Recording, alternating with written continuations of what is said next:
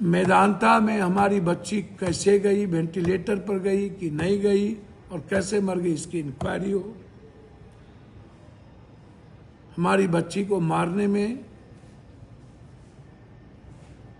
Hostel से लेके थाना और थाना से अस्पताल जो लोग इन्वॉल्व हैं उस पर अभी तक एसआईटी ने कब्जे में क्यों नहीं लिया। और अंशुल अग्रवाल कौन है, जया को किसने बुलाया,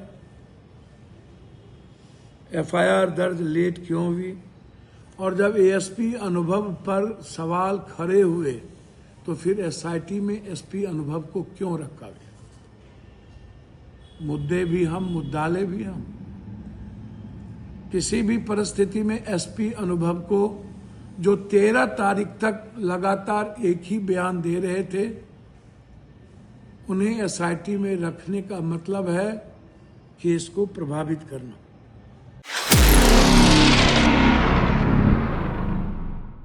कैसे बनी, उसके लिए आप तुरंत एक्शन लें, कार्रवाई करें। प्रभात हॉस्पिटल पर एवेलम एफआईआर लॉज हो। मेदांता में हमारी बच्ची कैसे गई, वेंटिलेटर पर गई कि नहीं गई और कैसे मर गई, इसकी इंक्वायरी हो। हमारी बच्ची को मारने में हॉस्टल से लेके थाना और थाना से अस्पताल जो लोग इन्वॉल्व हैं उस पर अभी तक एसआईटी ने कब्जे में क्यों नहीं लिया। और अंशुल अग्रवाल कौन है, जया को किसने बुलाया,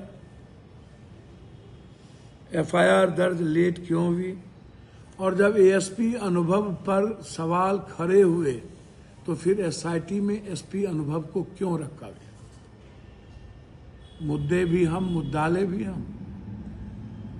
किसी भी परिस्थिति में एसपी अनुभव को जो 13 तारीख तक लगातार एक ही बयान दे रहे थे, उन्हें एसआईटी में रखने का मतलब है केस को प्रभावित करना।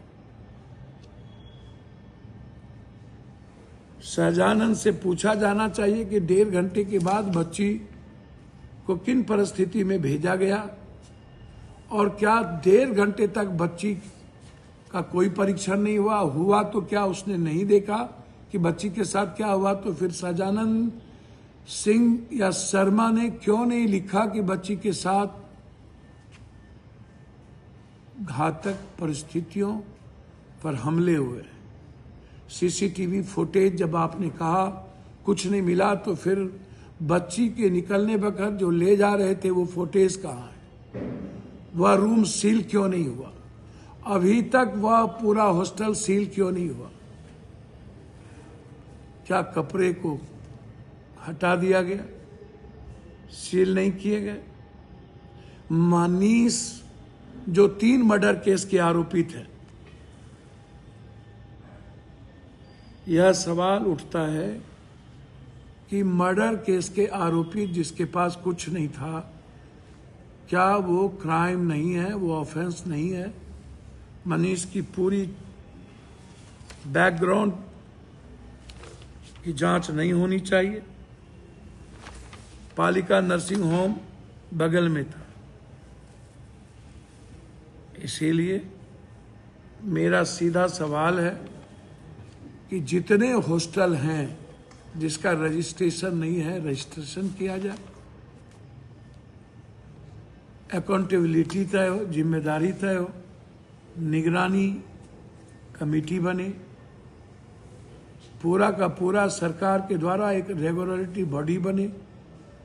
सीसीटीवी फुटेज जिसका बंद है उस हॉस्पिटल पर एफआईआर हो, और 1 साल के अंदर सीसीटीवी फुटेज की पूरी पटना के हॉस्टल की जांच हो कि कब कब कौन कौन गाड़ी, बड़ी बड़ी मर्सिडीज, इंडिवर, फॉर्च्यूनर, ऐसी काली गाड़ियां कब तक लगती रही और हमारी बच्ची कहाँ जाती रही। मैं माँ बाप से भी आग्रह करूंगा कि अपने बच्ची को यदि आप पढ़ाना चाहते हैं तो पटना में माँ को या किसी न किसी बहन को साथ रहने की जरूरत है। लड़के के हॉस्टल में लड़कियों का रखना क्या ये घातक नहीं है?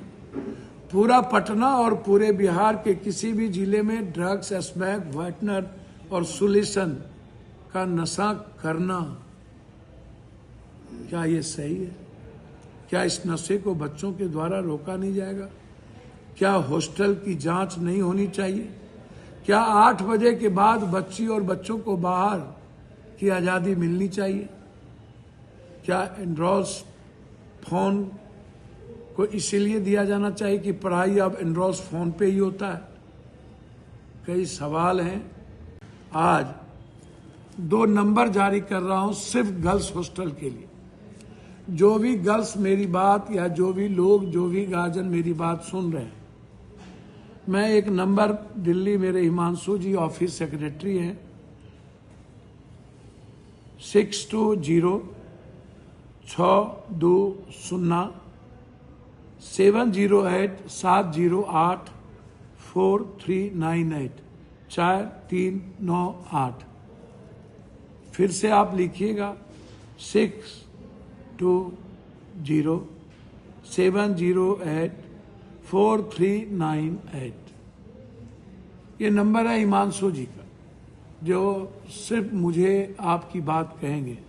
एक नंबर एक शादीशुदा महिला की है, जिसका नंबर है 95345 49311 95345 49311।